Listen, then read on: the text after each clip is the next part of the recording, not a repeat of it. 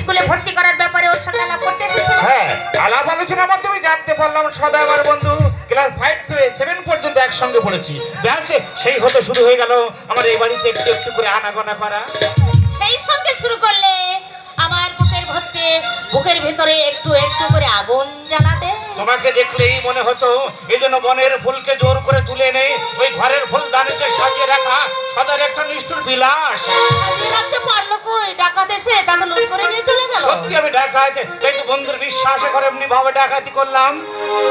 এমন ডাকাত পুরুষকেই মেয়েরা পছন্দ করে।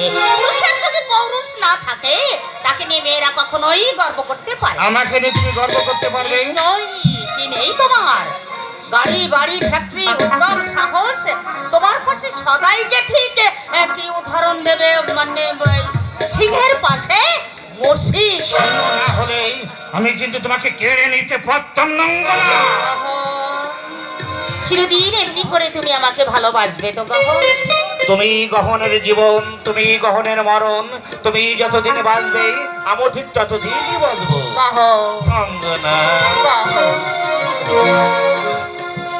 বন্ধ মনে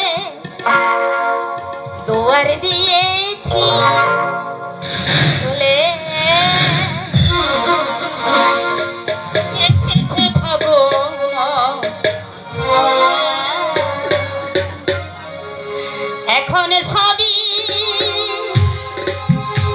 দেবার পালা।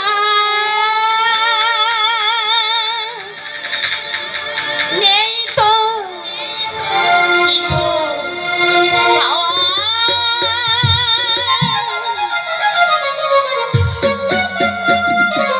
বন্ধ মনে দুবার দিয়েছি খুলে এসেছে ফাগুন হাওয়া, এখন সবই দেবার পালা। নেই তো কিছু চাওয়া, মনে দুয়ার দিয়েছি খুলে এসেছে ফাগুন হাওয়া, এখন সবই দেবার পালা। নেই তো কিছু চাওয়া।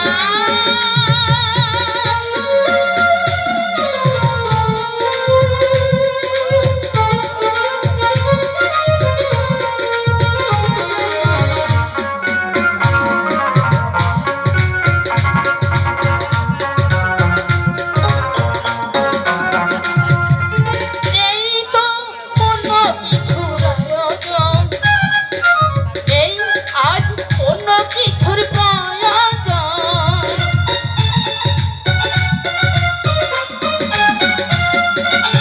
এই তো কোনো কিছুর আয়োজন, এই আজ কোনো কিছুর প্রয়োজন।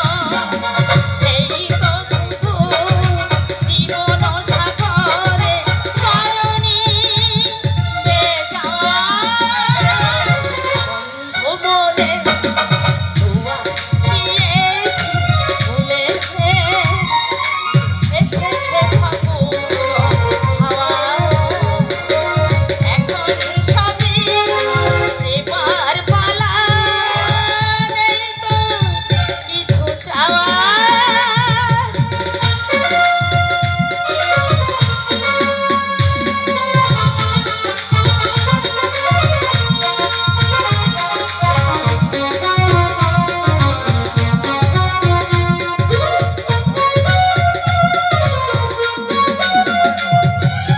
আসুক আধারের রাতি, জেলে দেব প্রেমের বাতি।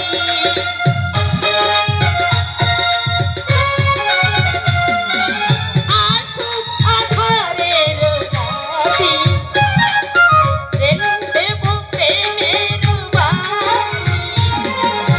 এই তো শুধু জীবন সাগরে পেয়েছি গরম পাওয়া,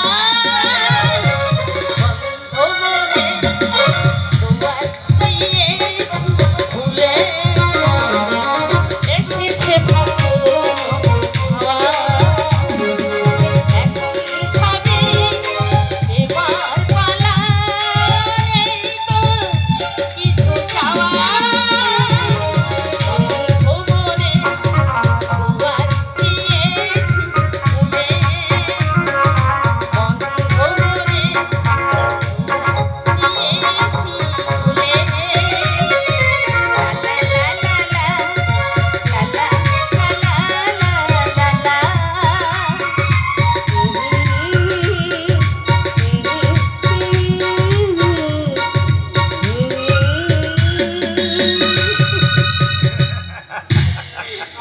সঙ্গে না আমি ভাবছি তুমি কি মমতাকে ছেড়ে থাকতে পারবে?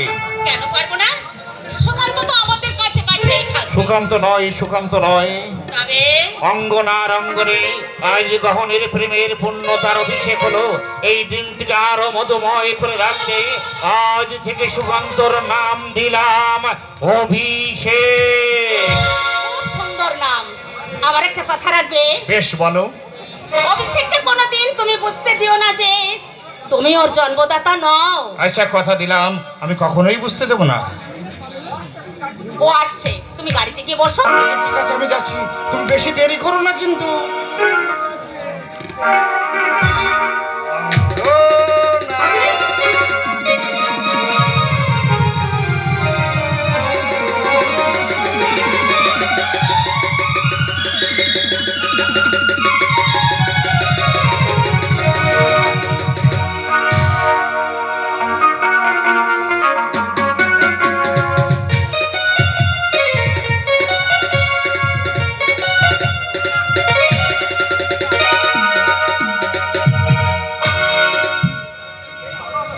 এই ভালো হলো।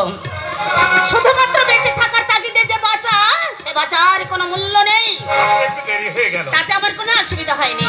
ছেলেটা কোথায় গেল? সুকান্ত, সুকান্ত। সুকান্তকে দেখলাম গহনের গাড়ির পাশে দাঁড়িয়ে আছে, হয়তো বুঝতে পেরেছে আজ ওকে ওই গাড়িতেই চলে যেতে হবে। আমি আর দেরি করবো না, মমতার দিকে লক্ষ্য রেখো। আমার কর্তব্যে আমি ত্রুটি রাখবো না। যদিও আমি জানতে পারবো না, তবু আমি চাই মমতা সুখী হোক। নিশ্চয়ই জানতে পারবে। মমতা যদি বেঁচে থাকে, ওর বিয়ে ঠিক হলে আমি নিজে গিয়ে তোমাকে জানিয়ে আসবো।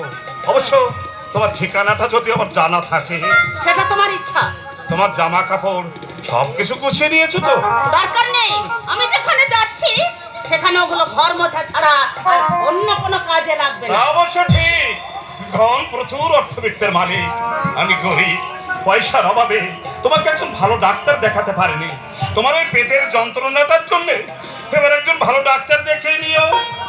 এসব কথা ছাড়া তোমার যদি অন্য কিছু বলার থাকে তো তাই বলো। না, আর আমার কিচ্ছু বলবার নেই। আমি তাহলে আসছি। এসো।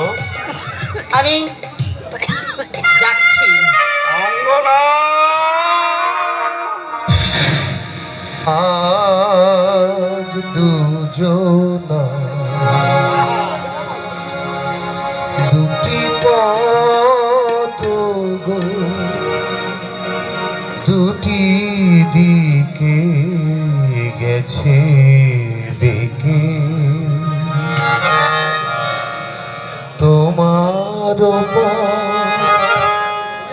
আলোয় ভরানো জানি